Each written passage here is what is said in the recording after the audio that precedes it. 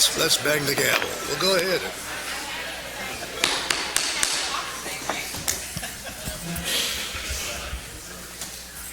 Good evening, everyone, and welcome to the joint meeting between the POA and the city. Another gala event, I think, is going to be. We're starting the meeting at 6:03.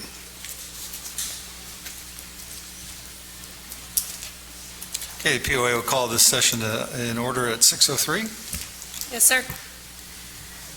Instead of asking somebody to do the invocation, I'm going to ask everybody if they would stand for a moment and perhaps just offer a couple of extra prayers for the wife of our mayor, Larry Green. Sparrow has been quite ill for over a month now, and hopefully she's going to be doing better. So if you don't mind standing for a moment, please.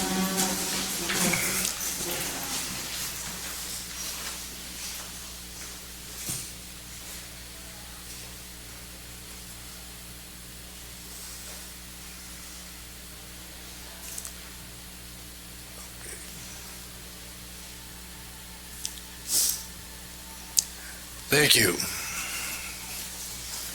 Okay, would anyone like to start the salute to the flag? Jack, would you like to do that?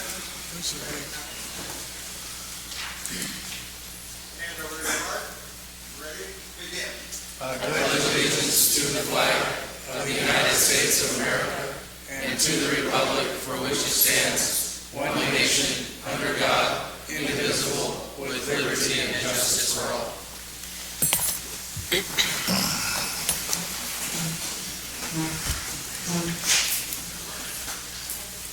City Clerk, may we have a roll call, please? Councilmember Bonner.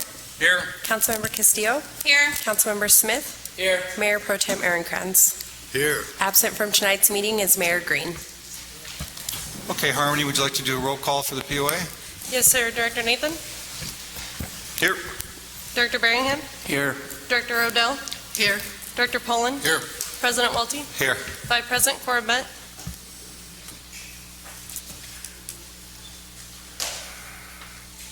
May I have a approval of the agenda by the City Council, please? I move a motion to approve the agenda. I'll second. We have a motion and a second. All in favor, please say aye. Aye. Thank you. Thank you. We're now moving on to public comments, and I believe our city clerk has her voice back. I do. Thank you. Thank Any person wishing to address the City Council and Board of Directors on any matter on this agenda is asked to complete a speaker request form available on the back counter. The completed form is to be submitted to the City Clerk prior to an individual being heard by the City Council and Board of Directors. The City Council has adopted a time limitation of 3 minutes per person. If you are commenting on the agenda item, your comments will be heard at the time that particular item is scheduled on the agenda. No comments on any item not on this agenda will be taken at this special meeting. Thank you. Thank you. We'll start with Darcy Burke.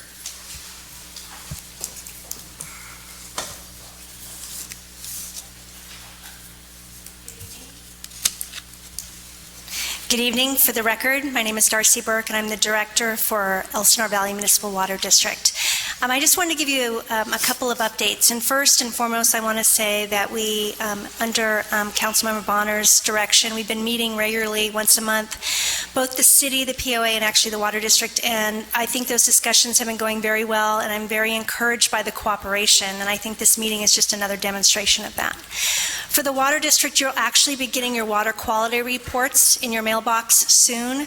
These are mandated by the United States Environmental Protection Agency, and as a result, they're actually written in regulatory speak, which is mandated. But there's also some information in there that tries to explain your drinking water and some of the other services that are available through the Water District. So I would encourage you to read it when you get it, and if you have any questions, either call the district or I'm happy to answer them. And finally, like most organizations, it's budget time, and the Water District's also going to be considering a budget in the next month, and that may include water rate increases. It will not at this time include sewer rate increases, but due to a number of regulatory mandates, we may have to adjust the rates for our residential and our commercial users. And I'm happy to discuss when those rates are finalized with anybody that would like to have more information or to know about the RARE program, which also provides financial assistance to those that are eligible. And that's all I have. Thank you. Thank you. Next, we have Art Feemister.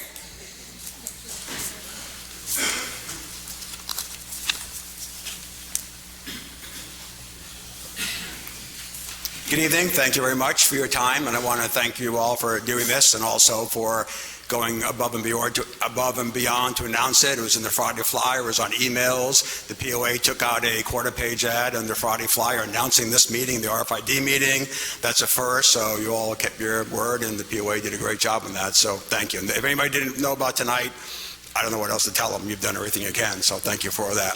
Now, what I just want to throw out to you is just some food for thought. That's all it is. It's regarding one of my favorite subjects, the Marine Patrol, but in a good way tonight. So as we move forward, at least from the POA standpoint, they're aware of it. The city may not be that we hired our own in-house captain of the Marine Patrol, and I believe, and I'm not going to speak for the POA, but the goal, I think, is to maybe bring that in-house and have it all POA directly staffed. If and when that does happen, I'd like everybody here to consider maybe having more of a marine public safety type of organization where the POA still runs it, but there's more involvement from the city. And what I mean by that, if two boats ran into each other right now and there's people in the water that were unconscious or unable to get out because of injuries, someone got hit by a prop that's laying in the water, one of these little planes crashes, whatever, people are going to dial 911, Riverside County Fire is going to go, that's great, let us know when you get to shore, because nothing we can do for you, and that's true. If you don't have a boat, they can drag one out from maybe headquarters somewhere and bring it down, but people are going to die. So I don't think we do. Maybe I'm wrong in this, but I don't think there's any kind of joint training with public safety, fire, and EMS, and our Marine Patrol. And doing it right now, in all due respect, would be kind of a waste because the 50 to 75% turnover in Marine Patrol operators just be wasting training money. But as we get people on that are hopefully going to be here longer, better paid, and what have you, that they're trained, number one, as basically life-saving. They can go in the water, swim themselves to keep themselves above float, get to someone, they understand if someone's screaming like that, you don't try and get them, you throw them something, basic stuff, basic first aid. If they're bleeding out from getting hit by a propeller or something, they can stop the bleeding, just some basic stuff. On Sunday, Cal Fire came in with the helicopter at Eastport and landed there a number of times to pick up water with the hose came down there. There were nothing down there shutting that down. That would be nice if Cal Fire could call the POA and say, we've got a helo inbound to eastbound to Eastport to pick up water for the next hour. They're going to be coming down. We'd like you to shut down that area because when they drop, they come down and then they take off and head up. And there's a video of it on Facebook, something along those lines. Someone calls 911 and say, we just collided. What do we do? 911 will call the Marine Patrol or Canyon Lake Forest and tell them, okay, you're going to have a Marine Patrol unit's going to go to Fire Station 60 to the beach across from that, pick up the firefighters and paramedic. You're going to take them out or stage at Holiday Harbor. Just some coordination. Doesn't mean they're firefighters, but some way to bring it together. And anybody that says, oh, that could never happen, couldn't find the photo in time tonight, but when we first moved in here, there was a boat ran up onto the dock at the end of Worldway Court. He was arrested for BUI, boating under the influence. He claims the steering broke, whatever, but he literally went up. Perfect shot, actually. Went right up on the dock in between the two poles. The bow of his boat hit the boat that was in the dock there and stopped it. I took the picture of it. If that had been literally 1 degree more on the steering wheel, I mean, just like that, he would have been into a seawall, might have been ejected through the windshield, and they would have been in the water. In this case, the firefighters came down and went to the dock and took them off and were able to save them. If they're in the water floating around, what are the firefighters going to do? So I just want to throw that thought out to you as we get to that level. Maybe we can look at doing some combined training and kind of tie it in together, just like the golf cart did at the POA. That was a great example there. So Art, thank you. thank you. I don't want to be rude. Thank you. Okay. Thank you.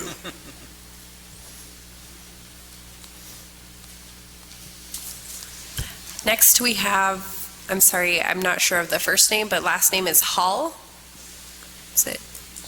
Is it Doug? Okay.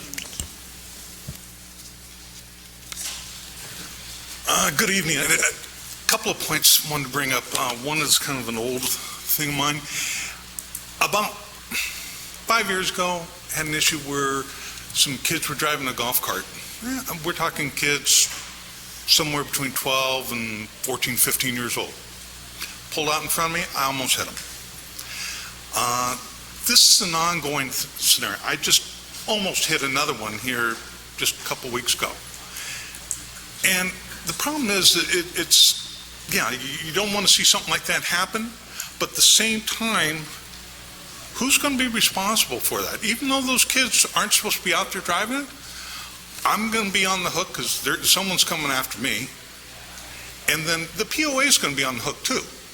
And there's going to be litigation that will come up against POA if one of these kids gets hurt. And I don't know what patrol is doing. I've seen them time and time again. They see these kids 12, 13, 14 years old driving a golf cart, and what? Patrol just goes right on past them. Just doesn't even give them another look. I mean, if they look like they're under 18 years old, patrol should be checking these kids out. I mean, we've got all, as members of POA, we've all got huge liability here if something happens to these kids driving the cart. And it's not going to be a good thing. It's just getting worse and worse. More and more kids are driving. And I'm sure every single person here on the board and the city council has seen it. Underage kids driving a golf cart. POA rules stipulate they must have a driver's license. And I guarantee you, an awful lot of them do not. And someone's going to get hurt, and there's going to be lawsuits up the wazoo. And when you see these kids weaving out, in and out, weaving out, playing dodgeball, playing dodge with cars. And it's crazy. It's really out of control on that. And it just, I really want to know what POA is doing about it. The other thing is coming into the POA, into the Canyon Lake, I don't know how many times I get behind someone and they hand out a pass. And the guard at the gate takes pass, does his little infrared check with it or whatever, and hands it back to him going, why are the IDs not looked at to make sure that matches the person on the pass? They're not. They're not looked at. I've sat behind, I came in twice today. Both times got behind people that were going through, handed the pass, and guess what? They did a little thing like that, and boom. No ID was exchanged. I'm close enough, I can see well enough. No ID was exchanged. So who's coming into the gates here? We don't know. No. What are we paying for? We're paying security a lot of money here. And I know we only get so many services because we only pay whatever it is. But I know these things are on the agenda. Traffic scenarios with the kids driving the golf carts and checking IDs at the gate. Those are two mainstay things I'm sure that are on the contract.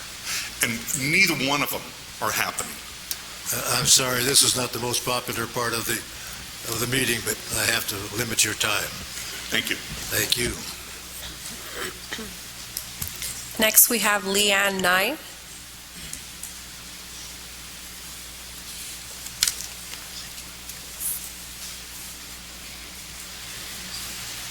Hello, my name's Leanne. I just moved here in June, and I was reading the paper about the fire incidents and the fire crisis, and I'm not about how we're funding and things like that, and I don't know how you guys do things here. Like I said, I'm new, but I just had some thoughts on the idea. I was thinking over in Norco, there is a prison that does fire, and I was thinking maybe it could be contracted for them a little bit cheaper or to add in to help for our safety here. They do fire camps there for prisoners, and it'd be a good way to rehabilitate and let them be part of a community. That's all. Thank you. Next, we have Frank Whittle.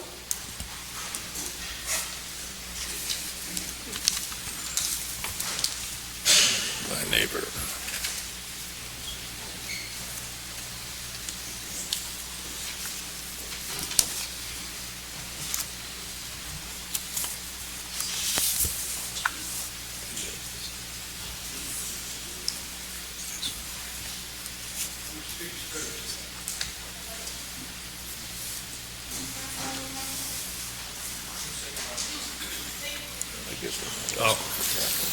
My name is Frank Whittle. I lived on Strawberry Lane off of Longhorn for 15 years. I made the biggest mistake of my life. I bought on Canyon Lake South, downsized, 2,300 square foot, and I cannot believe, and I've been in Canyon Lake 17 years, that we got an Ontario racetrack between the corner of Sparkles and down to Village Way. And if anybody doubts me, come sit in my front yard. I got a beautiful letter that I wrote and I give to the committee clear back in October of 17. And for 8 months, I give the letter I passed out everywhere and said, we have a dangerous problem here and somebody's going to get killed at Village Way. If you're acquainted with that, you know very well the boat trailers come down from Sparkles, down and swing into the center. My neighbors and all, I got to go out with an orange flag and stop the traffic for my neighbors, my friends and all to get out on Canyon Lake. Now let me say this. This has gone on for over 2 years, and let me tell you, after 8 months of warning to everybody, let me tell you, I was coming around the blind curve at Sparkles with my blinkers on. I began to turn onto my driveway at 22388 Canyon Lake, and I was rear-ended. I thought I was dead. And the driver's little girl in her car got her head injured. Now, 18 months later, and with all the notices, still no signs, no warnings at Village Way and Sparkles Blind Curve, only the racetrack of 35 miles per hour. And Mr. Gordon, head of security, and I complained to Nago, Mike, etc. in the years past. He is a great man, but I know the problem, that he is governed by the higher ups. I know he stopped at my house, we talked about it, etc. But I know technically his hands are tied. Now I'm going to try to make this short. 15 years I drove down Longhorn. I was shocked the other day. I come to the stables where the stop sign's been for 15 years. What do I see? I see flashing red lights on the stop sign. Why, in 15 years, you do not have traffic on Longhorn like you have on Canyon Lake South? You go to the main gate. You come to the golf cart crossing. You can see it a mile away. And yet, here's flashing lights stopping the traffic for the golf carts. You go to the west gate, and about, 3, 4, or 5 blocks out, 25 miles an hour. You go to all the gates, 25 miles an hour. We had a concert a week and a half ago with over 100 cars in the parking lot, and what did they do? They come down Village Way to make their left turn, and then you got the cars coming up. But here is the big problem. As those boats come down from Sparkles, they hit the center lane. My neighbors and all, or those turning from Village Way, they will turn into the center lane. So what do? I cannot believe, but you have had so many close calls of head-on wrecks in the center lane. Now, I will just give you my last example, and I'll shut up. The last example is for me or any of my friends to pull out of my driveway. They have to, number one, they got the golf cart lane, which technically is safety, but then they got the 35-mile lane. So when my friends and all of my neighbors pull out of their driveway, they got to look both ways in their mirrors, and then they dive to the center lane, and they stop to make sure nobody's coming from the right. But that's the problem. As they dive to the center lane, here comes a boat, trailer, and a car coming down, and they meet head-on. So what I'm saying, friends, at Village Way, unless Canyon Lake is going to have some mighty big problems, and I can't believe I didn't get killed, but you have that blind curve at Sparkles, no warning, no nothing. And the point I'm getting at, at Village Way. I'm not saying a stop sign should be there, but there should be warning signs. It should not be a 35-mile-an-hour zone, maybe 25 like you have in front of the main gates, the golf course, etc. Thank you, Frank. Friends, We're coming on quite a If bit you of want to time save here, so lives, do something at Village Way. And I want to thank all of you members. thank you for your concern. Thanks, Dale. Next, we have Rita Benlin.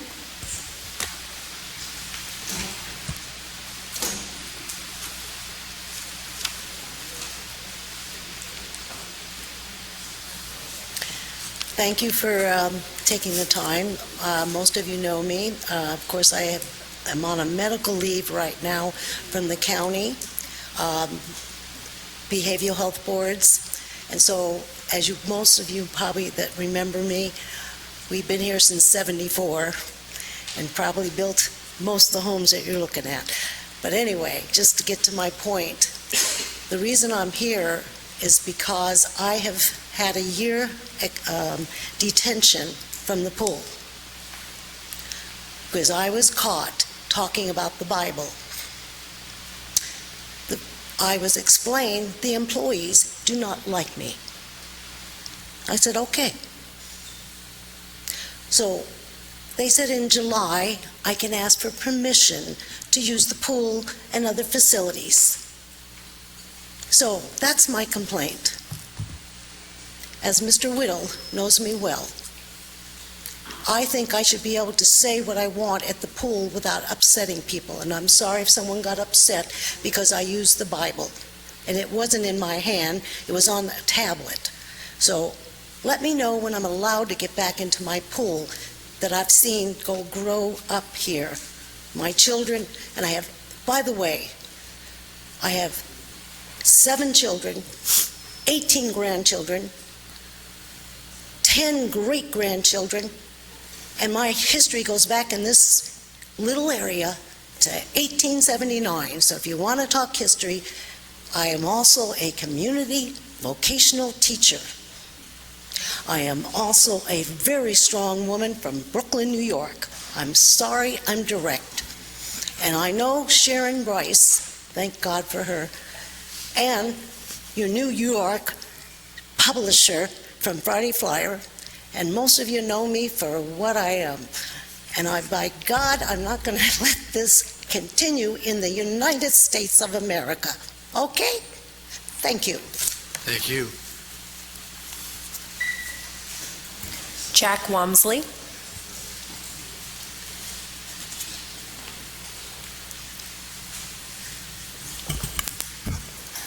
Well, one thing I just wanted to bring up with reference to taxes. At the present time, everybody in this room pays taxes to Riverside County Flood Control. And we spent the past couple of months going over everything, and we're making a recommendation to the Board of Supervisors that there be no increase whatsoever in our taxes. And as far as I know, everybody in my position, when I serve as a commissioner there, we have 5 of them, and everybody is supporting this to no tax increase for everybody. That includes everybody in our city and throughout Riverside County. So I think the supervisors will support that. They'll be voting on it in the next couple of weeks, and as everything that I've been able to gain, I think that that's going to go that way. Other than that, I don't know where it's appropriate. I'll ask the mayor, would it be appropriate to upgrade Larry's situation or not? No, that would be fine, Jack. I'm sure everybody would like to know what's going on. I just talked to Larry Green about an hour ago, and Saturday they had to quit the chemo because the operation on her back, the chemo had forced that to reopen. So they stopped the chemo. She is trying to work, or she and of course the doctors and everybody is trying to work on trying to stop that operation wound, I'll put it, for the lack of knowledge. And hopefully they'll be successful. Larry tells me that at this point, it looks like he's going to be bringing her home last part of this week. They've done about everything they can do. Not a good situation, but she's hanging in there and has for a month, and it's been tough. So I hope everybody, like you say, had a prayer for her, and I hope it's successful. Thank you. Thank you. Ted Horton.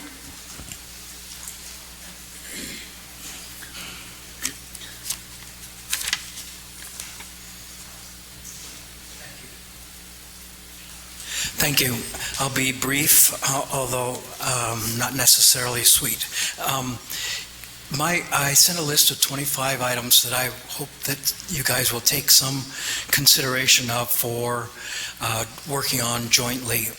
That's pretty expensive. My wife said, no, Ted, one. So my one is a zip code for Canyon Lake exclusively, and it would take everyone pulling out all stops, if at all possible, to get us that zip code.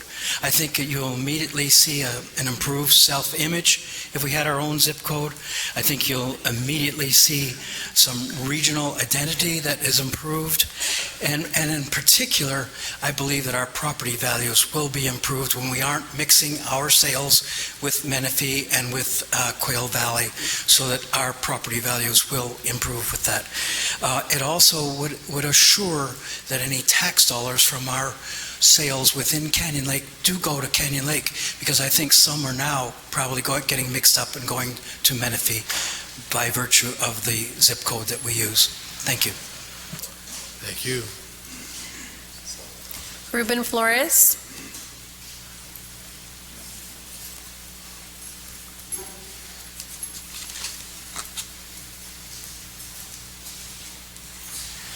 Good evening, everyone. Great to see you all. Just have a couple of items to go over real quick. First, it's great to see the City Council and the POA working together. For years, it's been the left hand didn't know what the right hand was doing kind of thing, so this is great to see.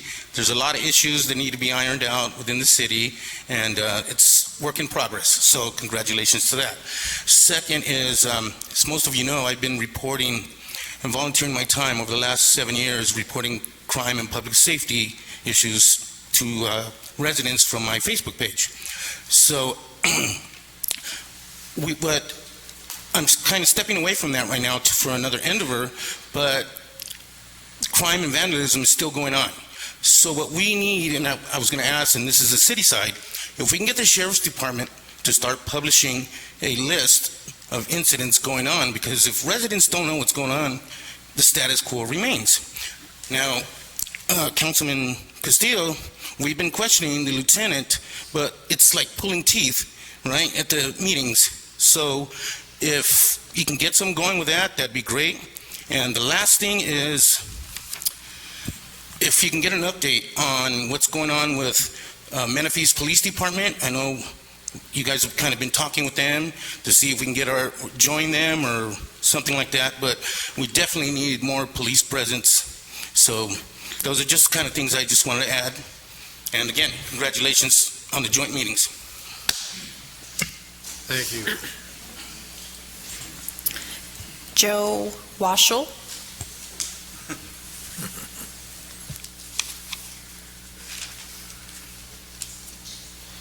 That was close.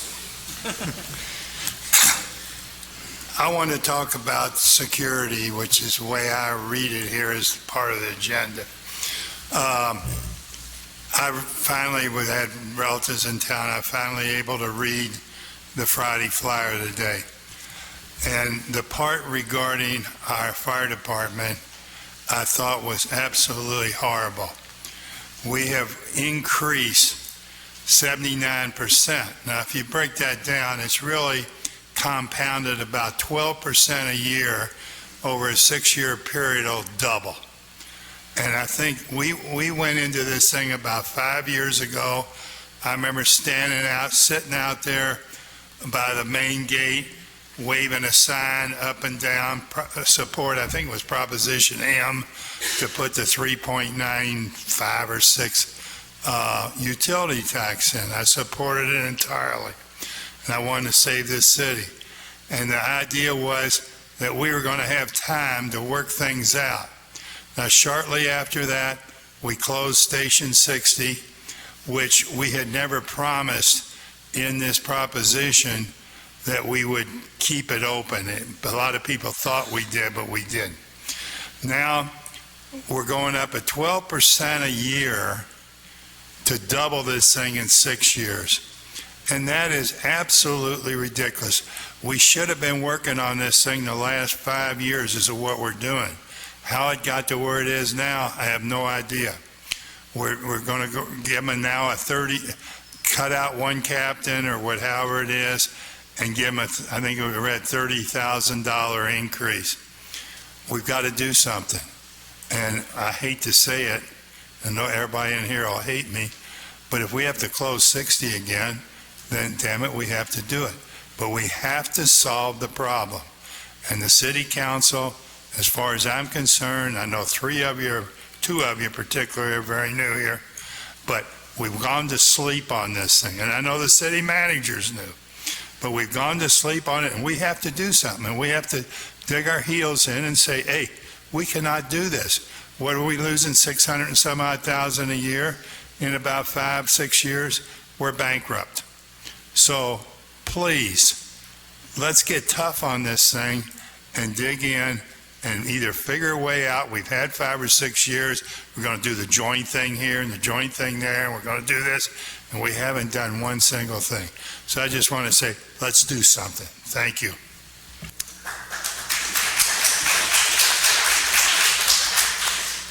Thank you. Lastly, I have John Haas.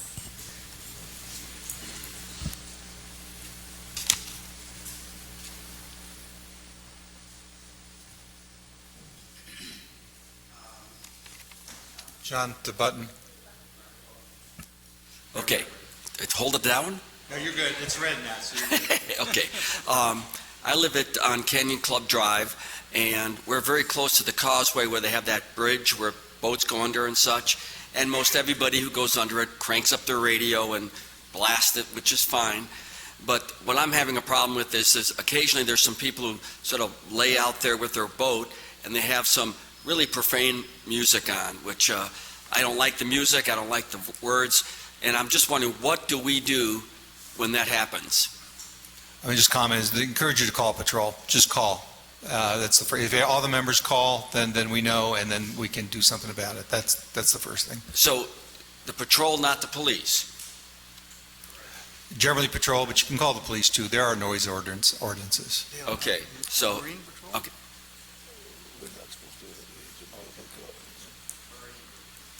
So just call the police, call the patrol, and they'll come out and I mean, you're talking about the water patrol, right? Marine patrol. Now, how do you call them? After the meeting, we'll talk. Okay, thank you. That's it. I have no more cards. Okay, thank you. Well, now we're going to go to open discussion items. We're going to have a presentation by our city manager on public safety. Okay, Mr. Mayor Pro Tem, members of the City Council, Mr. President, members of the board, good evening. I'd like to start this evening by just giving a brief overview of the public safety services provided by the city. There we go. So as most of you know, I'm sure, the city of Canyon Lake contracts with the county of Riverside for police services through Riverside County Sheriff's Department and for fire protection services through the county, which has a contract with CAL FIRE. So it's the CAL FIRE men and women who are actually physically providing the service to us. On the police side, currently our contract with the county is for one deputy sheriff position, 24/7 coverage, one deputy position, and of course all of the support services that come along with that. On the fire side, as I'm sure you know, the station itself is owned by the POA. The city has a lease with the POA for $1 a year, which I understand that we're behind on for use of the fire station. And the city owns the engine. So we pay the county to staff that one engine. The staffing levels for that engine are here. We recently switched. This used to be 3 captains, so a captain was on shift at all times. We recently made a staffing change where there's 1 captain, and when that captain's off shift, the next highest ranking person on shift is in charge. And we brought in 2 firefighter too. So the number of personnel has remained the same. We're just looking at a difference in rank.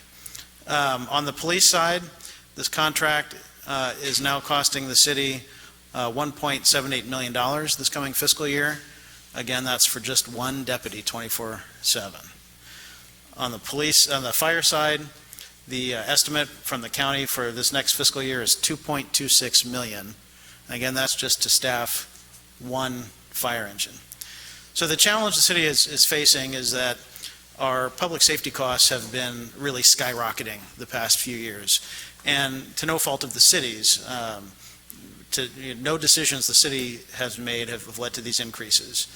The general fund budget this coming fiscal year is estimated to be $5,186,725. Expenditures, $5,855,059, which means we're running a deficit of about $668,334. This is our expenditures by department. I'd like to just point out that down here at the bottom, you'll see this $4.2 million is what we project to spend on public safety next fiscal year. And everything else the city does, city council, city attorney, city manager, city clerk, finance, building and safety, planning, public works, special enforcement, which are our code enforcement officers, everything else totals just 1.6 million. So we're very heavy in public safety. When you look at public safety as a percentage of our general fund expenditures, you'll see it's 71.75%.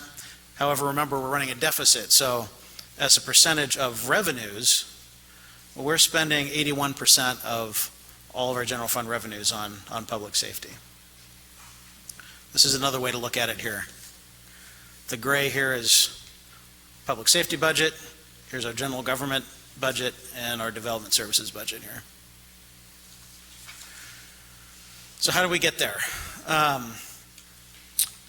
Our public safety costs have been skyrocketing. Animal control has pretty much stayed consistent. It goes up and down, but pretty much stays within the same range.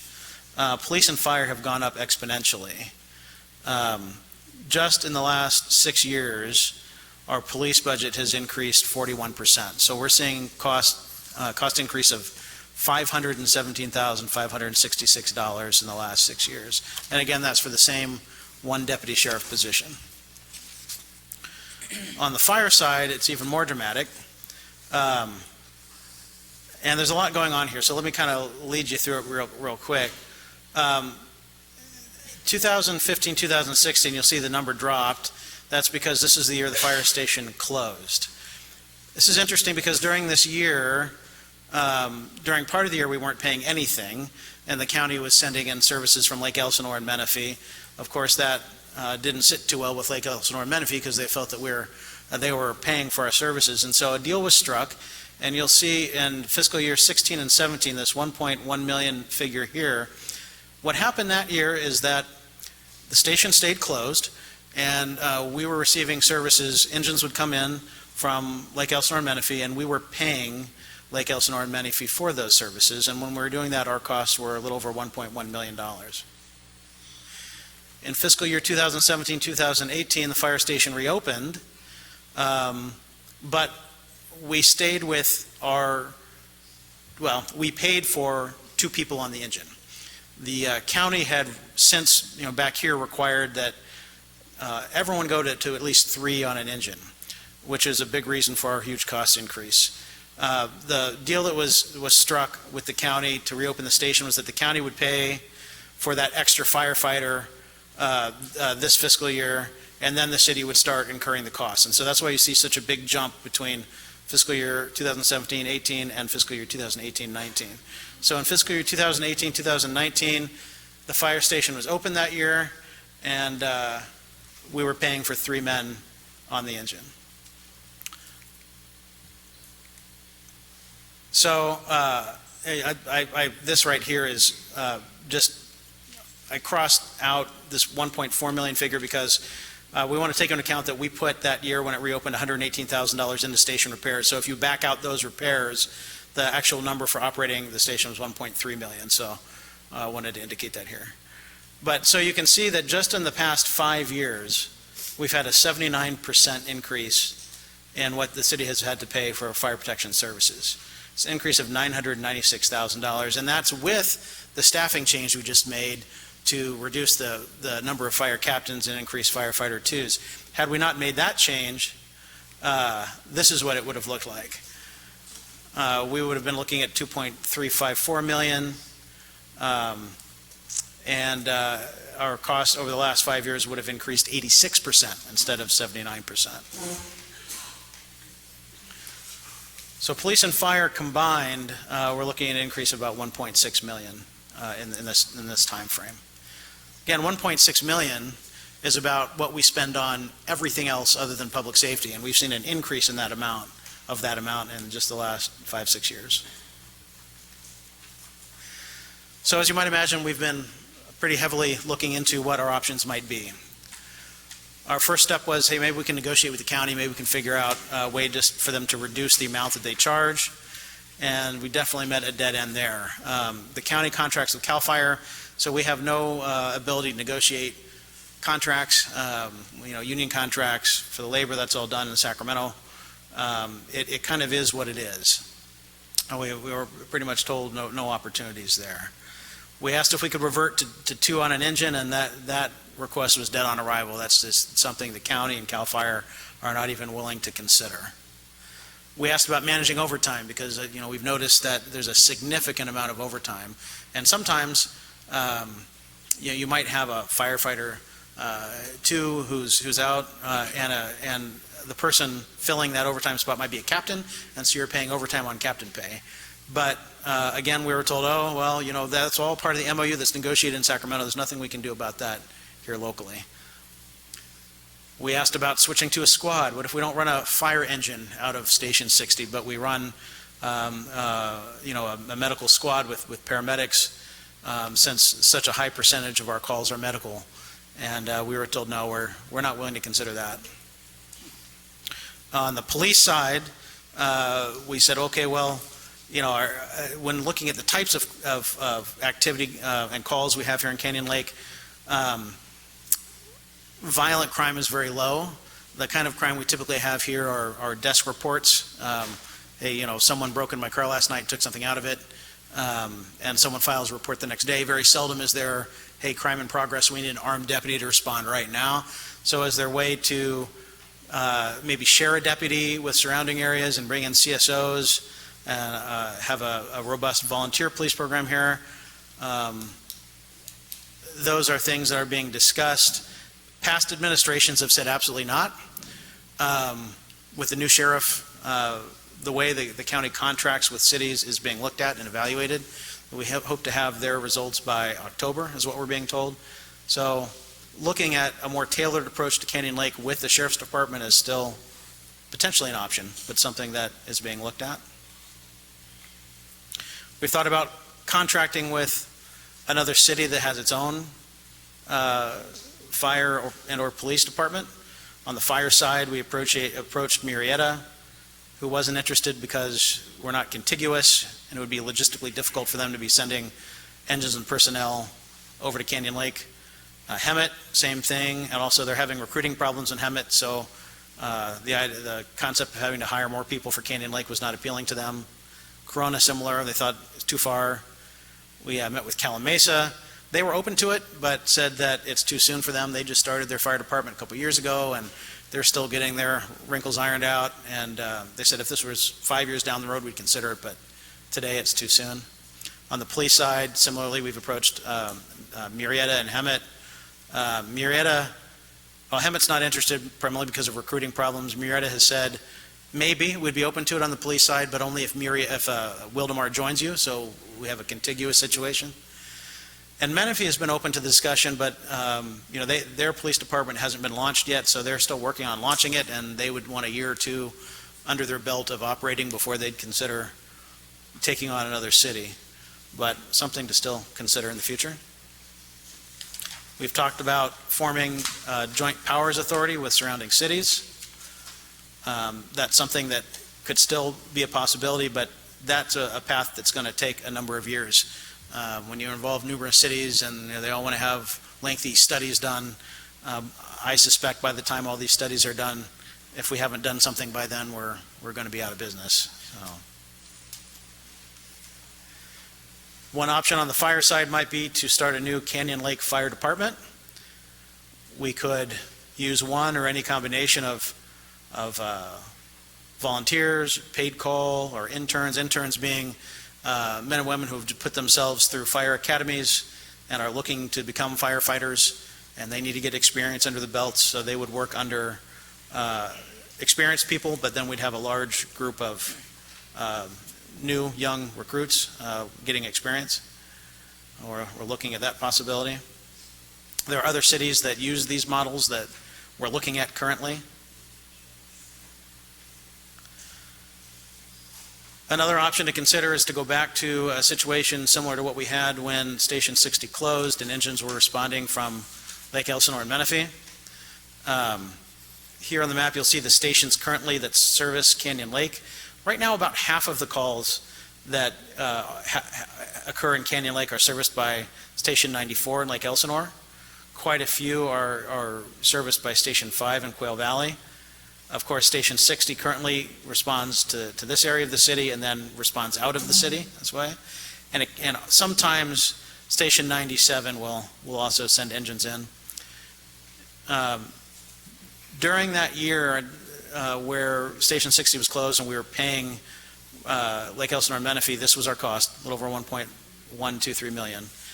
Projected cost for us for next year is this $2.259 million number right here.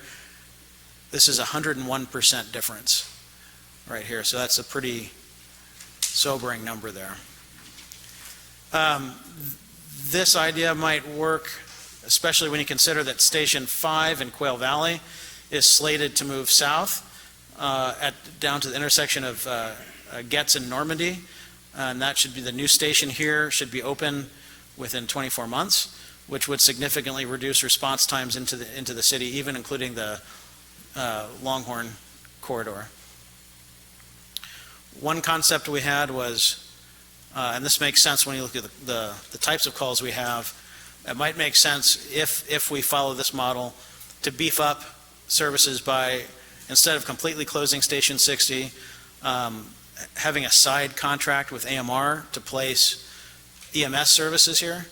That might make sense because when you look at the type of calls we have, the vast majority of them are medical. This is a 2-year look. And this 2-year look, in 2018, we had only 6 residential structure fires. In 2017, only 4. So the 2-year average, not even 1% of the calls, 0.6% were structure fires. 81% were medical. Similarly, we could consider forming a new Canyon Lake Police Department. We could look at perhaps a small number of sworn officers and then have community service officers who can take desk reports, which is really the vast majority of activity that we're looking at here in Canyon Lake. We could also have a robust volunteer program. This might make sense when you look at, again, the types of calls that we typically see here. This line here is violent crime, so in 2018 we had a total of only 10 violent crimes in the whole city. 9 of them were assaults, and talking to Lieutenant Sims, almost all of these, if not all of these, were domestic disturbance calls. And then, a lot of these crimes are kind of teenage-related. Car was unlocked and someone opened the door and took something out of it. So we just don't see a whole lot of serious violent crime within the city of Canyon Lake.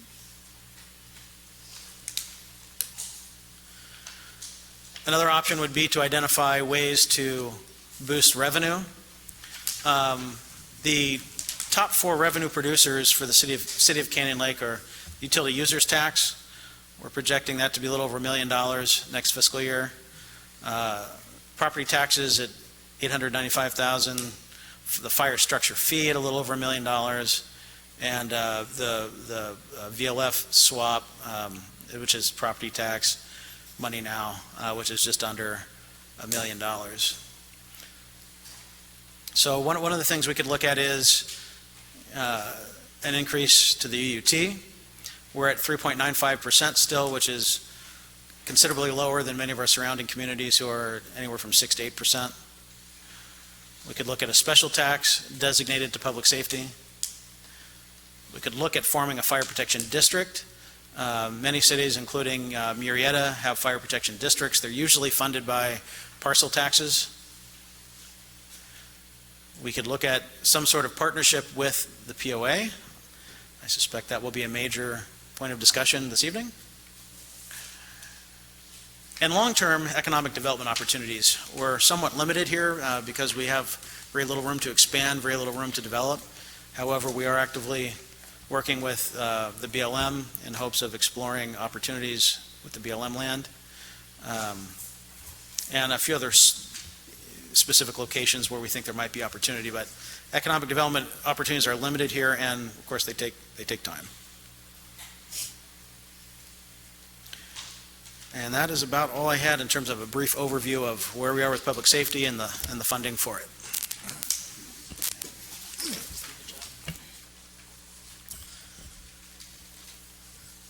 Well, thank you, Mr. City Manager. I think that the city has hogged some of this long enough. I'm going to turn it over to President Welty now and let him conduct some of this meeting. Okay, I think at this point I'll turn to Eric. You have a presentation to do on the...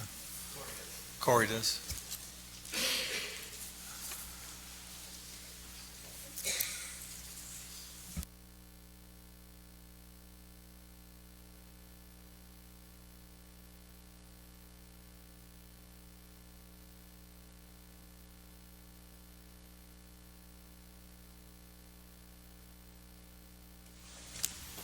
Good evening. Yes. My name is Corey Gorham. I'm the Senior Member Services Manager for the association. My main responsibility is to oversee the community patrol contract for the association. So today I've prepared a brief PowerPoint.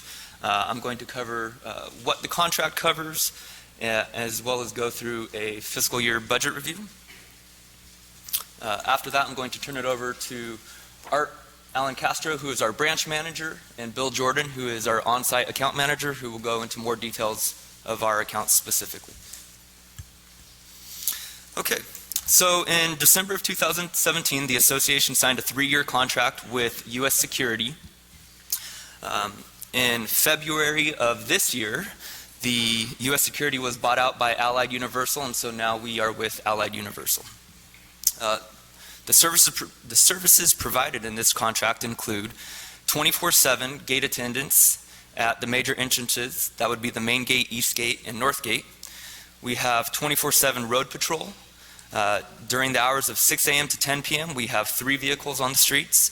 During the hours of 10 p.m. to 6 a.m., we have 4 vehicles. We also have a 24/7 dispatch service. We always have a shift supervisor on site. And patrol also provides guest call-in service for all hours outside of member services business hours. Additional services include, again to my left, we have Bill Jordan. He's our on-site account manager. He's here Monday through Friday. We also have a patrol captain. Her name is Nanette Sikairos. She is here Thursday through Sunday. There's Marine Patrol, and Allied also provides event staffing for all of our major events that include Fiesta Day, July 4th, the car show, the POA concerts, Taco Tuesdays, etc. Okay, moving on to a financial overview. What I have here is the current fiscal year and the last 2 fiscal years. I've outlined the budgeted amount for the community patrol contract as well as the actual amount, and I've identified a variance within those years. As most of you will see, the contract is well over $2 million. For fiscal year 2017-2018, it was budgeted at 2.2. Actual expense came in at 2.1. There was a $105,000 variance there. The primary reason for the variance is we have made some staffing changes, or some model changes to the patrol contract, which include things to eliminate costs as well as improve services. So, for example, in February of 2018, we eliminated the call center position that was open from 12 a.m. to 8 a.m. We just found that call volume wasn't there, and we felt that our dispatch could handle that service, so that position was eliminated. In March of 2018, we eliminated the main gate decal lane graveyard shift. That is from 10 p.m. to 6 a.m. Traffic volume just wasn't there that required an additional guard to manage the decaling. In June 2018, after working with the Security Advisory Committee, we found that our road patrol was spending close to half of their shift conducting breaks and lunches for themselves and the gate staff. So in June of 2018, we added a breaker that would cover the hours of 6 a.m. to 10 p.m. And with that, we added an additional vehicle so that they could get around, which would free up our road patrol to be on the roads more. In February of 2019, just a few months ago, we added a 4th road patrol that was on the graveyard shift. That occurred after a conversation that we had with Lieutenant Sims, who said most of the crime that occurs is happening, it's theft related, and it's happening during the night. When he looked at his service calls, he found that a lot of the theft related service calls were being taken in the morning when people woke up and found out that things were missing. So we made the decision to add the 4th road patrol to increase visibility on the streets and hopefully deter some of this theft that's going on. And then most recently, just last month, we made the move to bring the Marine Patrol Captain position in-house.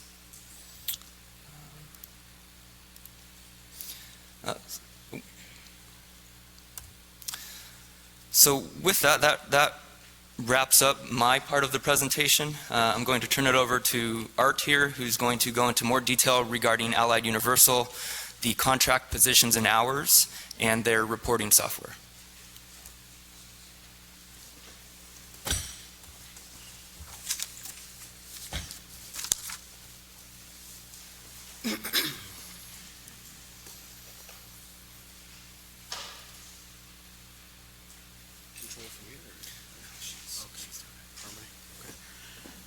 Good evening, everybody. My name is Arturo Lencastro. I am the Director of Operations for Allied Universal. So I'll go ahead and go over a brief overview. So as Corey mentioned before, we were U.S. Security when the original contract started. Allied Universal purchased us to become Allied Universal as of February of this year. With that, I kind of give you guys a brief overview of who Allied Universal is. They've been around since 1957. With them, we've been able to increase our footprint in terms of resources, training, their command center, and just different services. They're not just a security provider. They provide janitorial service, security system, staffing services. So they do a little bit of everything. So just in general, our branch is dedicated to the security service. So I took the objective from the actual contract in itself. So Community Patrol's objective is to provide gate attendant, a call center, as well as community and Marine Patrol services within the properties and amenities of the association. Included but not limited to reporting to appropriate law enforcement and governmental authorities and to the association. It kind of goes on and on, but at the end of the day, like I said, this is strictly from the contract. our objective and what we're supposed to do for the community here. What Bill and I did was break down the exact hours by position along with how many SPs being security professionals that are provided for each of these services.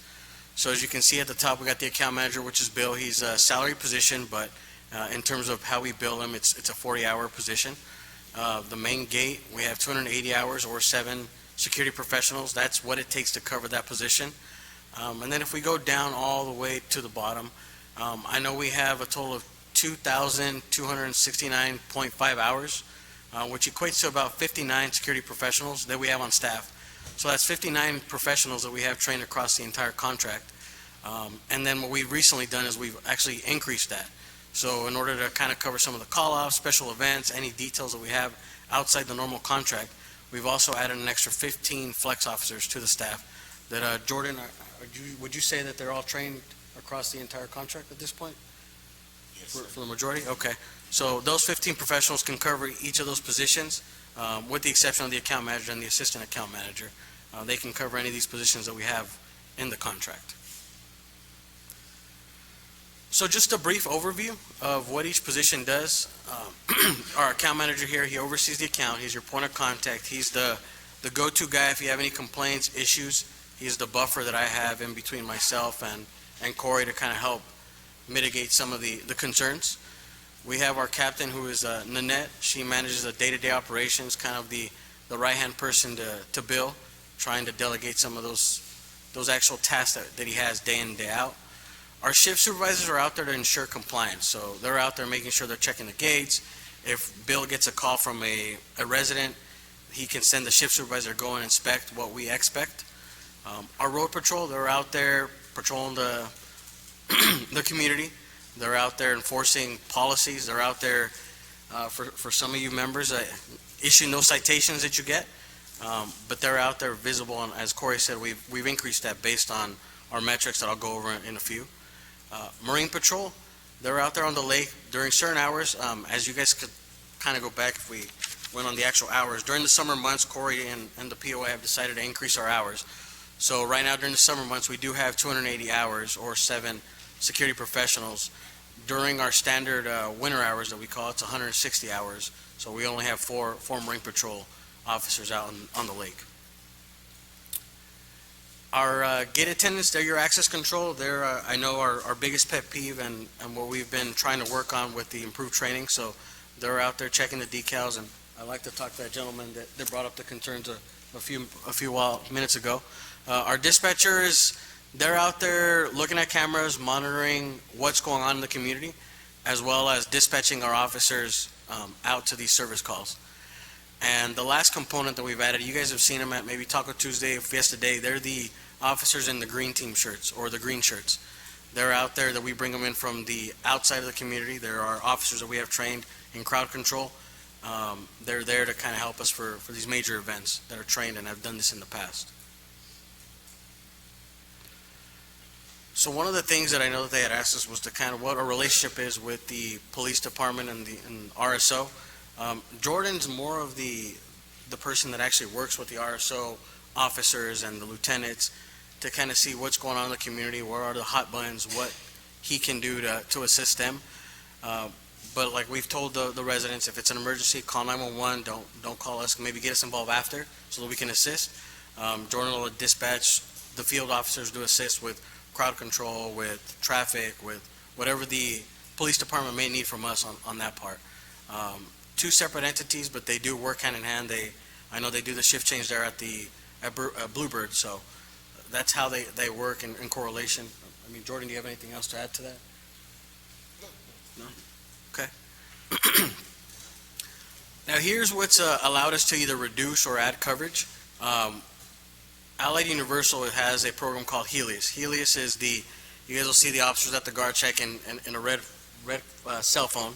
That red cell phone is providing us data. So the officers, when they issue a citation or they go out and do an incident report or do a nuisance complaint visit, whatever type of violation visit, anything that they may do regarding the POA is inputted into this system. What this system does, it provides us metrics, it provides us hot buttons, it provides us locations of where these incidents are taking place so that we can then take action, be proactive, and actually be out there in the right location at the right time. Also helps us drive the speed trailers so that we know, okay, if we're getting 50 tickets at Village and whatever location it may be, we can place the speed trailer there and increase those traffic violations.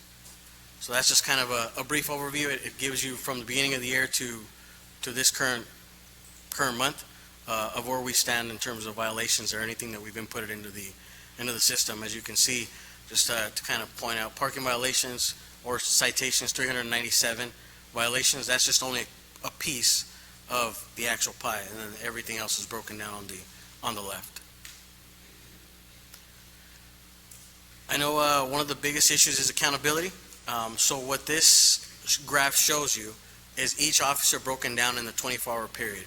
Each of these points is showing you exactly what the officer's inputting into the system and what exactly is being done. So it helps Jordan, it helps Corey, it helps us all look into the Helios system to see exactly what's being done on a day-to-day basis, and that kind of just gives you the activity for a 24-hour period. This is similar to the other graph that I just showed you, except that this shows you a 24-hour period, that same information on the actual Canyon Lake property. So each of those devices is GPS coordinated, so when they put a major incident, they're required to put it at the location that they're at, so that we can then determine, okay, do we need extra patrols on the south side, north side? Where do we need to increase our presence? And this helps Jordan and Nanette get a visualization of exactly where we are needed in the community. And then last, just a couple things that we see come across our desk. So I know that one of the biggest concerns is how do we get people into the community a little quicker. Corey and Eric have assisted us with activating the mobile pass. Works wonders, so highly recommend that for any visitors you may be coming for the 4th of July. Helps speed up the process for them and for the actual SPs at the gate. If you need your boat checked during the summer months, we suggest call the Marine Patrol in advance. It helps them plan out their day, and it helps them get you on the schedule so that they can get you taken care of quickly. If you're having issues with a loud neighbor and you don't want them to either find out or don't want to cause any issues, give us a call, let us know, and we'll send a community patrol officer out there to assist with that.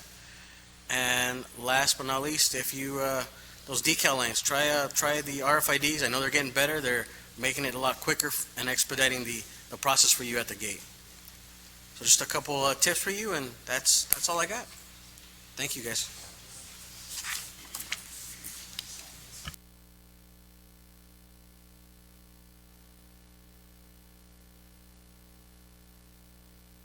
Okay, Chris and Eric, I guess we're going to talk about joint future projects. That's the next thing.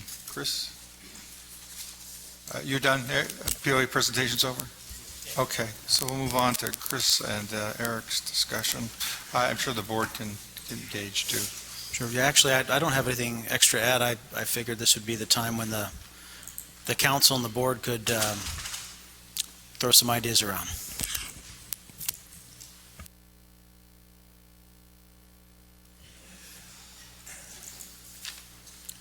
Okay. Any of the councilmen want to discuss the projects? Any recommendations, suggestions on how we can work together? The fire and safety is primarily the role of the city. We do patrol, which is safety, but it's primarily the role of the city. So, I mean, we as the board obviously are concerned about the community, and we want to be able to work together. I think working together we can provide a much higher level of service to the community. So anything we can do that you think we can help you with, if you want to let us know, we'll listen. We can't necessarily do everything, but we can do our best to work together. Thank you. And it seems to be working just fine right now. There's always room for improvement, of course, but I don't know what that is, but I would certainly like to hear from the rest of the council. And I just wanted to tell the public that with all the various comments that they had,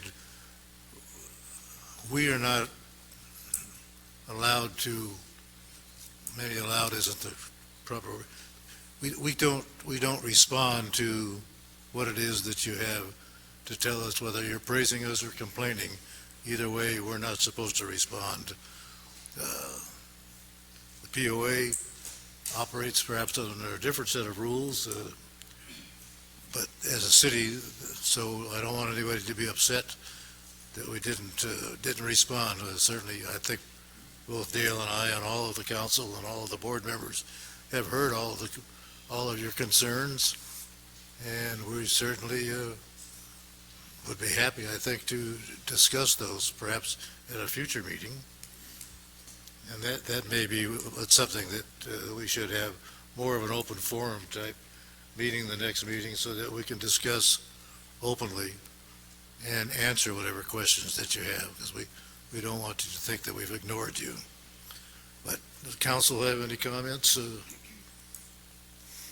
I just want to make a positive comment that the format this time was more closer to the round table, and we're looking at each other and talking to each other versus being spread apart last time. So thank you for recognizing that this format is a better way to talk to each other. So thank you very much.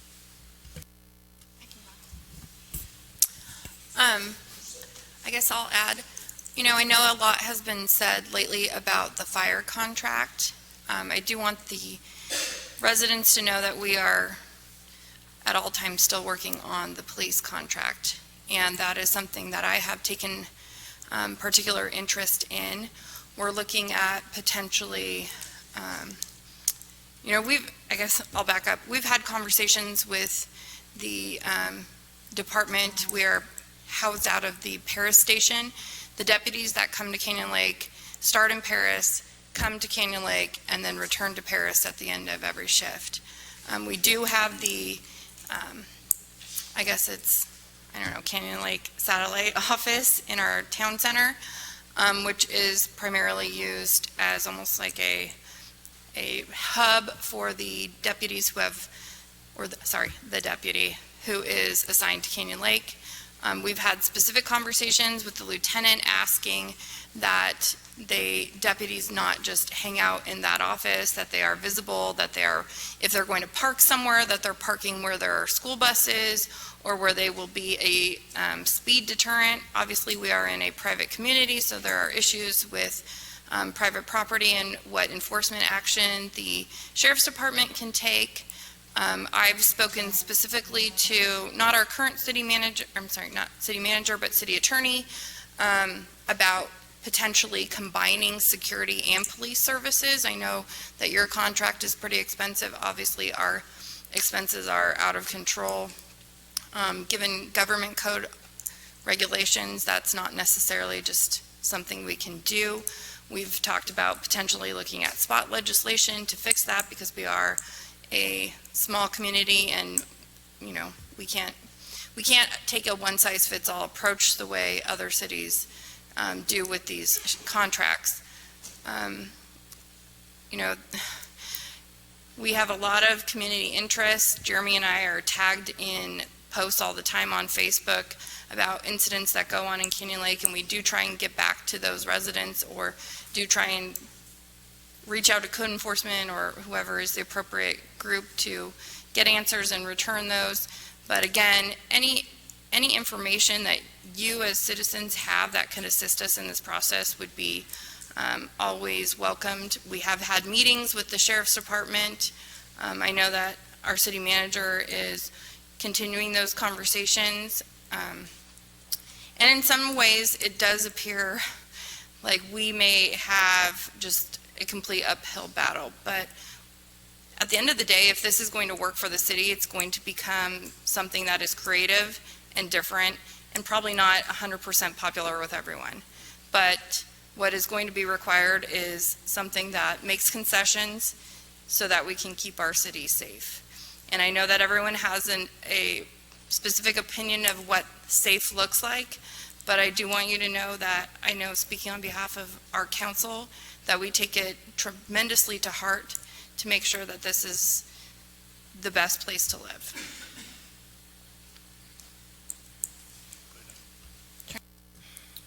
Good evening, everyone. Thank you so much for coming out. Those of us that are in TV land or Facebook or wherever you're at, thank you for joining us on the second joint meeting. I want to thank the POA for coming out and helping. So there's a few things that I want to discuss tonight. A couple things going on with our paramedics, our AMR program. Kind of want an open dialogue between City Council and the POA board on a possibility of looking at some services with AMR. Also, maybe some ideas that you might have in regards to our future fire department. And lastly, our police contract along with your security contract. But first, before I go into that, I want to give a huge shout out to the POA staff and our city staff on putting together, I think, a phenomenal report. I think most of you agree with that. I think the agenda for this city council has been to be as transparent as possible, and I think that's exactly what we're trying to do with every city council meeting, every opportunity we get to be with the public, is to try to be as transparent and honest with everything that we're dealing with behind the closed doors. With that said, for years it's been a unique situation that we have with AMR being in Canyon Lake between two big thriving cities such as Lake Elsinore and Menifee, and we're blessed to have free services from AMR because it's what the county provides to Canyon Lake. For the first time, and Mr. Aaron Kranz, you can correct me on this, I think for the first time we've had conversations with AMR at the local level to see if they could possibly come inside the gates. And the issue with that has always been response times because, again, they're contracted with a public entity, which is the county, so they're required to provide service to both Menifee and Lake Elsinore along with Canyon Lake. So it was kind of, thought about, we don't know if we could do that. If we're inside the gates, we might not be able to get out quick enough. But interesting enough, the city manager and myself, we set up a tour and we had AMR come out and we showed them our beautiful community and we showed them some different locations that could be a possibility to get them inside the gates. One of them being the senior center, one of them being Eastport. The thought is that the senior center would make more sense for them because of the location, but for us it's very difficult because it's, as most of you know, it's very tight already with the motorcycle, with the senior center, with the new games that we put in place.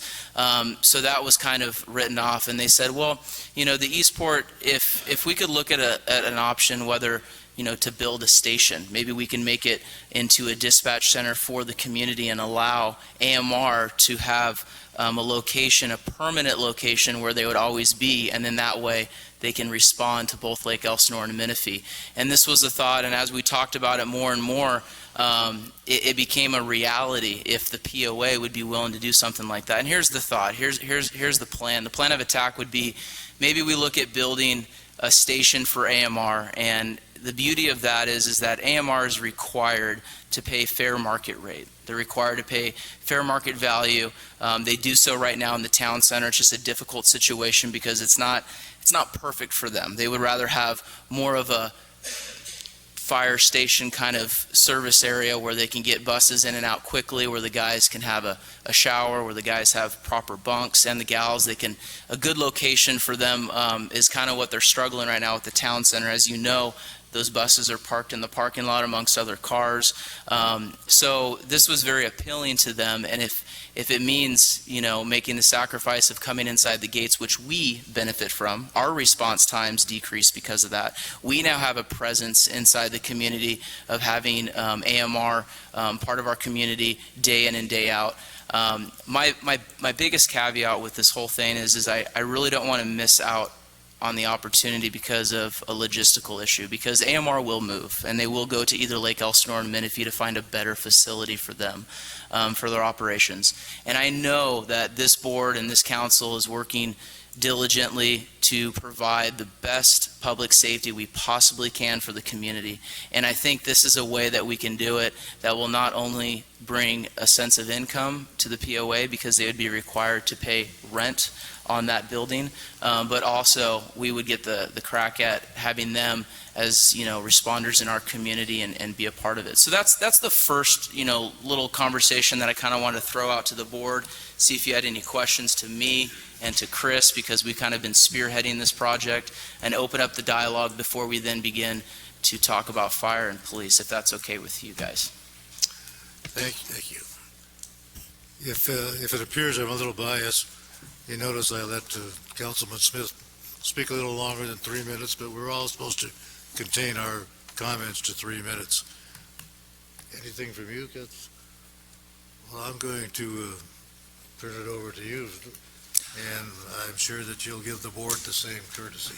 Okay, if anyone wants to time us, that's okay, we can cut us down. I think the concept of better service to the community is critical. The faster times, if someone has a medical emergency, we in my mind, we need to do whatever we can to get the people who can service the community there as quickly as possible. And again, it may make some changes. We talk about different locations and how it's going to impact people. I will guarantee you that before we make any decisions, we're going to meet with the people who are using whatever facilities, and we're going to talk to them and make sure that any concerns they would have would be met. So we're not going to run off willy-nilly and you're going to suddenly drive in and see some tower blocking your driveway.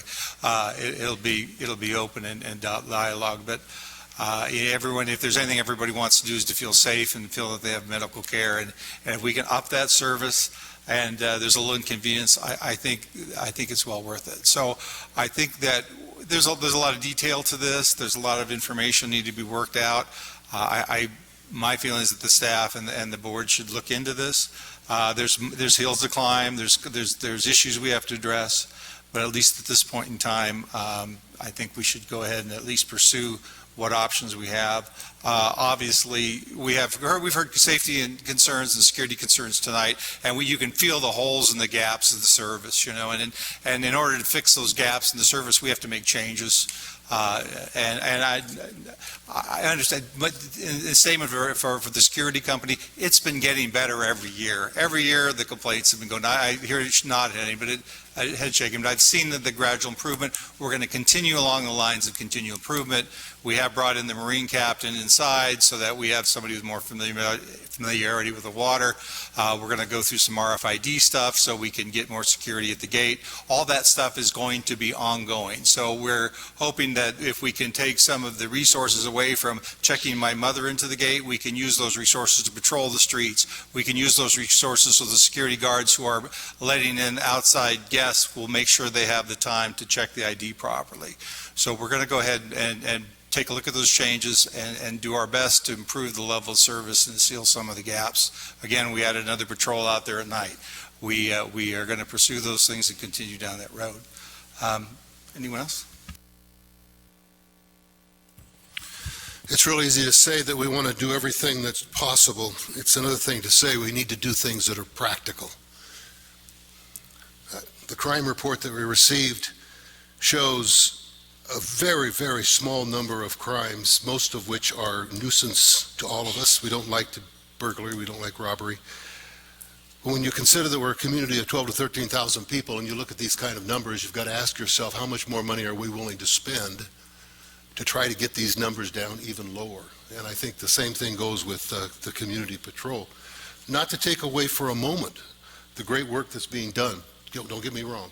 The question is, what's practical for us to do? And if we continue to feed on the significance and the heartache that goes with small numbers, we're going to continue to want to try to make them smaller. But again, we've got to think about what's practical. I'm all in support of what you're talking about, Jeremy. I think it's a very, very interesting idea. I think that the details, the devil's in the details, of course. We've got to figure out if it's actually going to cost us money to do that, or if it's something that will be revenue neutral, which is great. Why wouldn't you do it if it was neutral? We've got to figure out just how it's going to impact our community. So I think it's important that we move forward with that. I have questions, but there doesn't appear that there's any place on the agenda to ask questions about the people that are presenting. So I hope that this meeting can mature to a point that we can go into dialogue about the stuff that's being presented to us. I'd love somebody to tell me how we compare to other communities our size in terms of police and fire. Is everybody having the same problem being able to afford their police and fire? And I know a lot of communities are. The communities that are not, what are they doing? I'd love to hear that kind of conversation. I was just talking to the city manager, and we can have a dialogue. That's what I was looking for. So go ahead. Yeah, I think as long as the dialogue sticks to what, the agendized item, which is fairly broad, it's public safety, and if we're exploring opportunities where we might work together on items of public safety, I think we're in the clear to have back and forth dialogue. Okay, so we can do that.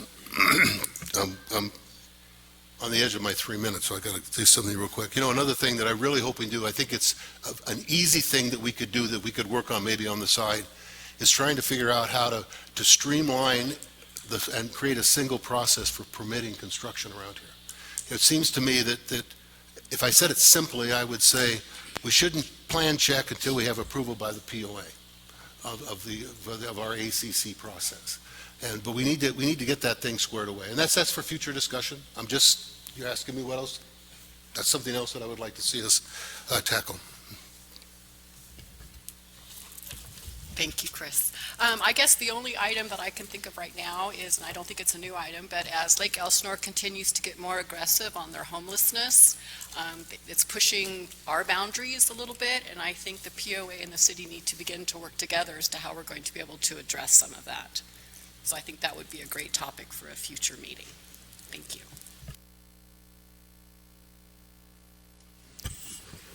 I want to thank Chris for his presentation on the finances of the city. I saw some earlier at the last meeting, but I don't think too many people in our community really realize what we are doing with a little bit of income that we do have. And I appreciate you looking at it and presenting it openly, and anything that we can do as a community to work together, I think is in all of our best interests. Thank you.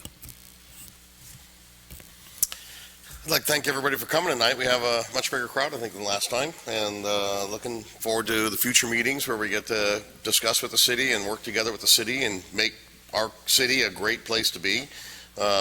Reminder that we have another workshop in 2 nights. We're going to be here Wednesday night talking about gate and RFID and just gate access. So if you have concerns specific to that conversation, please come down Wednesday. Thank you.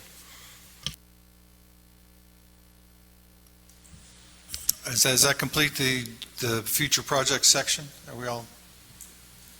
I'll make the suggestion.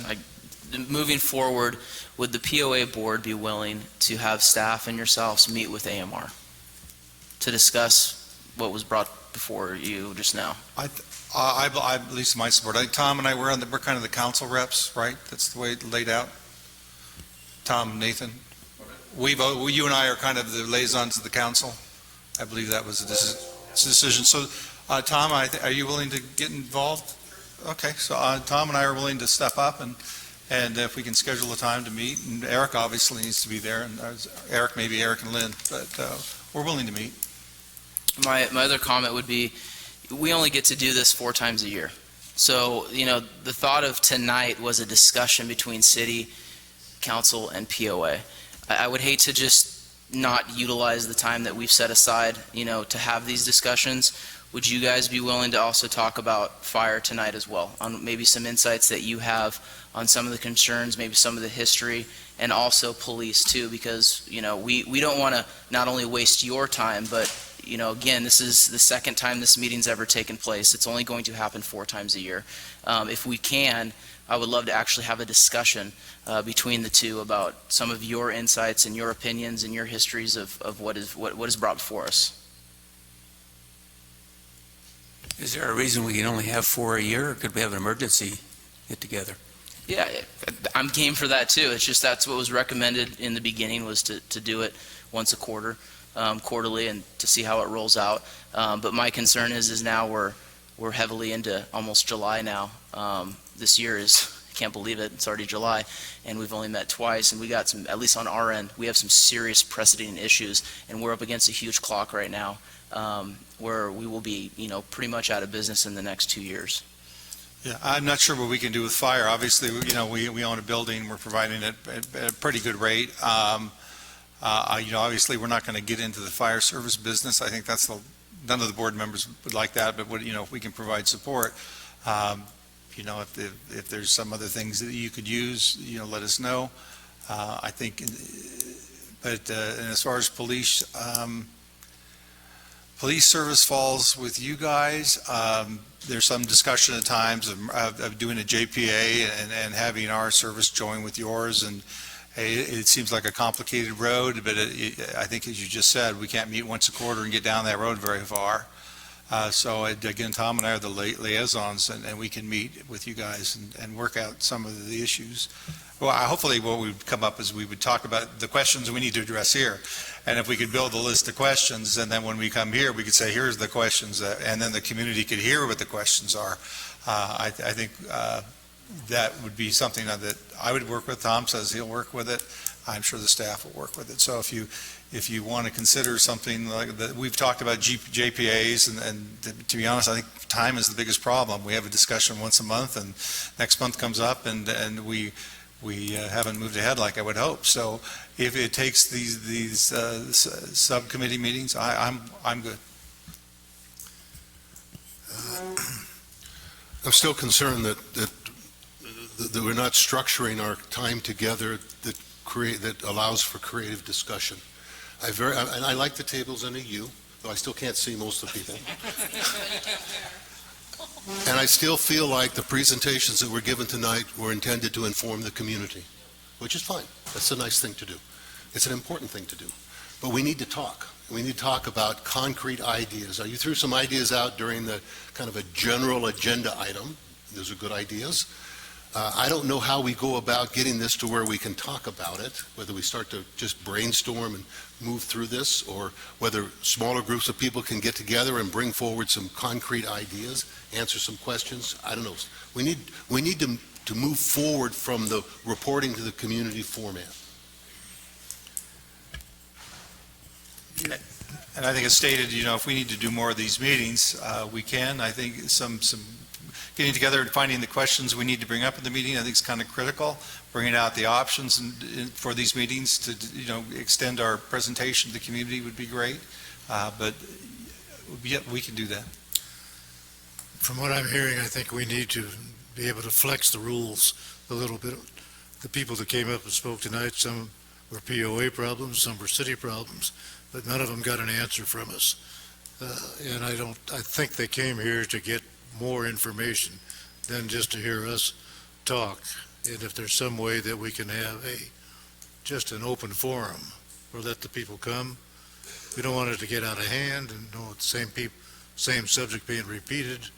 But I think that in the future, we should be able to answer these people with what their concerns are. And I'm going to be the first one to break a rule. Not the first time, but first one tonight. I think Mr. Whittle has left, and he presented a document here of several pages of frustration for the last 8 or 9 months. I happen to live at the end of the racetrack that he's referring to, and I know that all the people in my neighborhood, across the street, up the street, all would like to see something done to slow down the traffic at that particular spot. I mean, it is a racetrack. I can't get out of my driveway most of the time, safely that is. So I'm sorry if I did what I said we're not supposed to do, but I encourage Mr. Whittle to call me, please, personally, and I will be happy to discuss the situation with him and see what I can do to fix it. Jordan, I really appreciate what you said, and I agree with you, but I think that when we get a body of public comments, and they're all valid, that we need to decide which ones belong to the city, which ones belong to the POA, and which ones we need to work on together. I believe that's what I was. You all have your meetings and a forum to work on those things that are yours. We have the same thing to work on that are ours. I would hope that this information that was given to us, that we would do that, and we would start to gather the things that we need to work on together. I guess my comment is we want to encourage the people to report things to the POA. Sometimes it seems like we don't do anything about the information, but my impression from the inside is that we do things about it. We hear about the raceway. We have trailers with radar on them. I'm sure that Eric can look into whether or not we can place the trailers in that area if it is a high-speed area. So Eric says we do. Now that it's a bigger problem, maybe we do it more. But the opportunity for us to hear what's going on is really a good thing. I do know that when Bill gets a call and Corey gets a call, that they do think about how to fix things, and they do make some changes. So I'm sorry, so sorry it appears that we don't move quickly and we don't do much, but the reality is these two guys, I believe they do react with the resources they have. We'll talk about the noise problems on the lake. We used to have noise problems down at the tennis court, and I'll tell you what it took. It took, when they got a little bit loud, it took somebody to call the POA. It took somebody to call the POA 10 minutes later. It took somebody to call the police. And eventually, we went from a crowd of 50 making all sorts of crazy noises to a crowd of maybe 15 that were pretty quiet. So if you can pursue at least, the phone calls, we'll put a plan in place. If it means going down and checking alcohol consumption by the sheriff, I'm sure the city would be happy to comply. If it's a noise violation or it's a bad language violation, I think both of us have rules about that.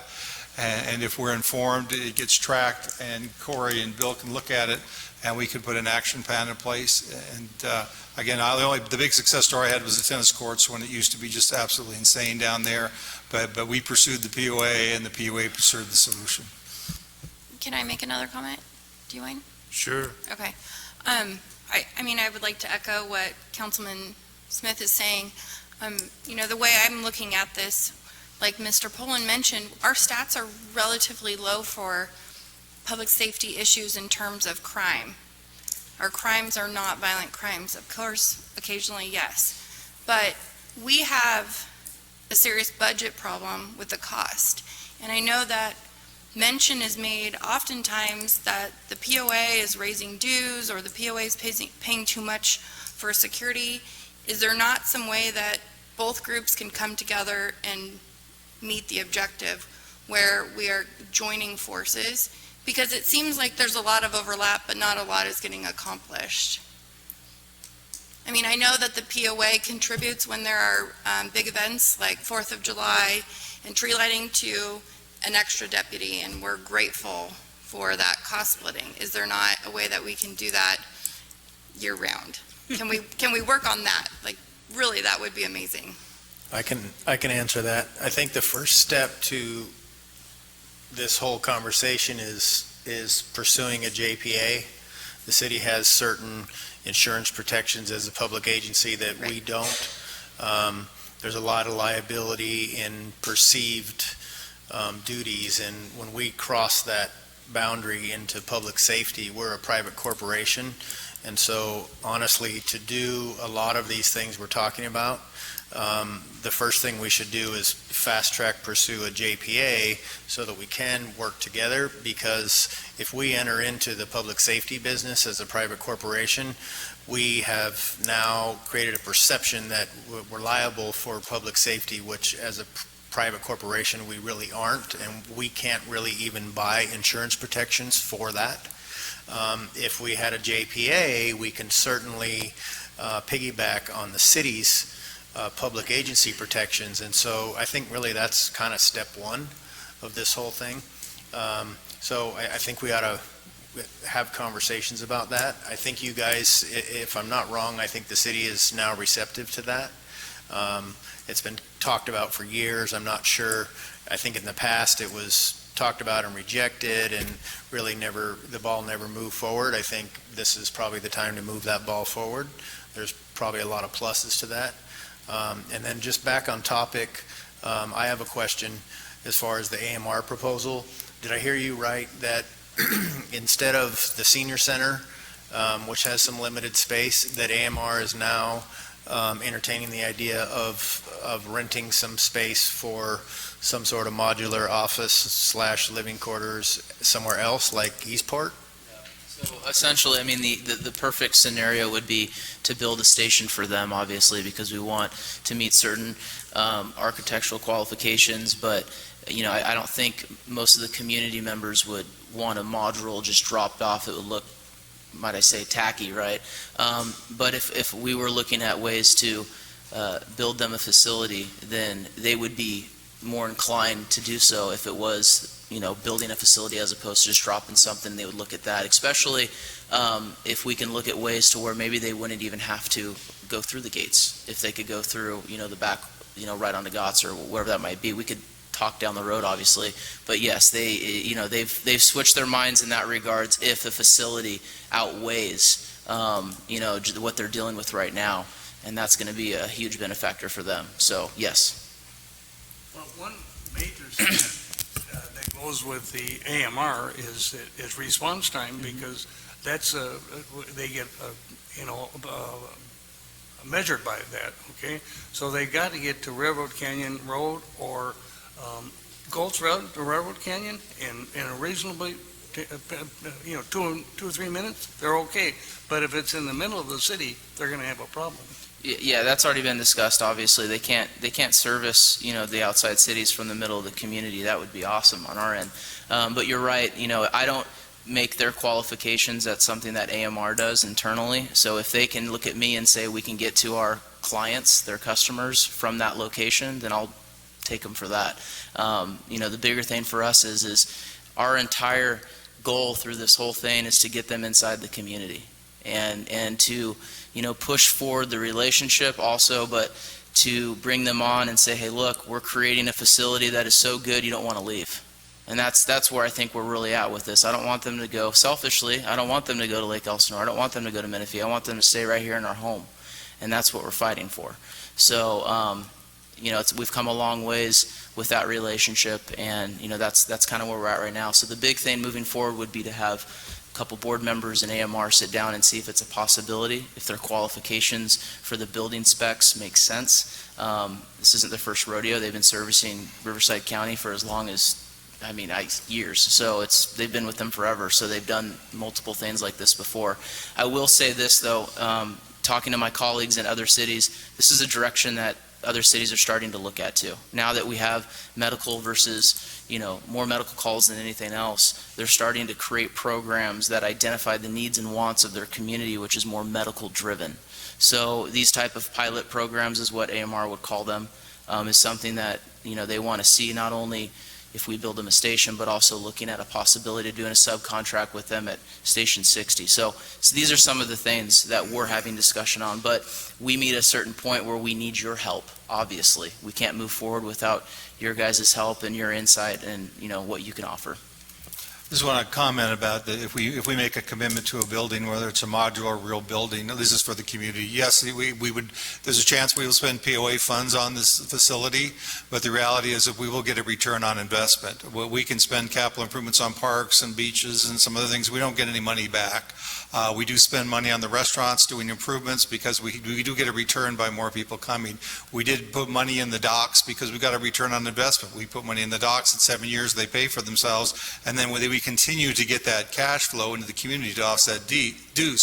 So if we were out to do a building for this, besides just providing the service, we would look at a return on investment. So at some point that the community would get income and it would offset the dues. So, if we get we have funds in the bank for reserve, and we because of the limits of the safety, we don't earn a lot of interest. If we can build a building and get a return of 10%, boy, that would be just amazing for this community. So again, if you see funds going for a building, we're not throwing money into a hole. We're investing to reduce dues and to provide better service. So just kind of a heads up on if we do spend any money, we will get a return. And you bring up a good point. I failed to mention this. When I sat down with AMR originally to look at putting together a program like this, the thought was, well, hey, maybe we can, give you a discount or something like that. They said, no, absolutely not. In fact, it's in our contract with the county that we have to pay fair market rate, no matter what. So you can't even offer them a discount. They have to pay full boat for what that building that we would make for them. In my mind, I'm thinking we'll make them sign a lease until the thing's paid off. It's just that simple, right? So if it's a 10-year lease, if it's a 15-year lease, make them sign that, and then, we for sure get that building paid for, and it's not a financial strain on the POA. That's just my thoughts. Jeremy, in the shorter term, are they still entertaining the idea of a modular temporary facility at any location? Because that space the space for that modular unit could be rented and drawing income right away. I gather there was some sense of urgency that they're thinking about relocating, and a building could take a year or more. Right. So I'm curious if that's still an option. Yeah, I reached out to them with that specific question. They said, we've actually done modules before in different satellite locations when they're needed in certain disaster areas and stuff. So I know they have something, to that detail. That would be I think, a really good conversation, say, hey, look, we want to carve out this place, we'll build you something here, but for now, we want to get you inside, get you comfortable, to sustain the relationship, to build the relationship, and to keep them. I think that's a great idea. I have a hunch that there's a short time frame in all this, if they're interested in getting out of what they're doing right now. So I don't think we have a lot of years to work on this. It strikes me that we ought to be moving down parallel paths. You'd probably do this anyway, but there needs to, Eastport sounds like a really good opportunity. There needs to be some master planning for the Eastport area. I'm not a fan of that modular building we have over in Eastport right now. It'd be nice if it could be remodeled, dolled up, turned into what they need. Seems like it's a nice place to have the buses. It'd have to be reworked somehow. And then if we need to create another space for meeting, then we can think about doing that. But there needs to be some master planning to go on about how to use our Eastport area, because it's going to be for a long time. We got to figure out the zoning, whether there's any zoning issues in all of this sort of thing. But there's got to be a business model in here for us, because like I said, I think this thing needs to pay for itself over the long term. And so somebody's got to be worrying about that sort of thing. And the last thing is that we really need to listen carefully to our community and make sure that they are comfortable with this notion that we're going to start, this will be a first step for us, bringing a commercial activity inside our gates. And I happen to think that's a great idea. It's economic development. It's more revenue for us. It's a way to finance the future of this community. But I think that we've got to really tackle that issue along with everything else. If there's no further comments from the city council, I'm going to take this opportunity to thank everybody that came here tonight. I hope that it was something that everybody was looking forward to. I know I certainly was. And with that, I'm going to adjourn the city's portion of this meeting at 7:48. Does any of the board members have anything else to add to this? We're all good? Okay. Well, we will get together and we'll get together the agendas, and we'll get to, for the future meetings, and we'll put all that together, and we will get together with Tom and I and AMR, and we'll see what we can pursue. So at this time, is there a motion for the POA to close the meeting? To adjourn? Do I have a second? Second. All in favor? Aye. There we are. 7:49, Harmony.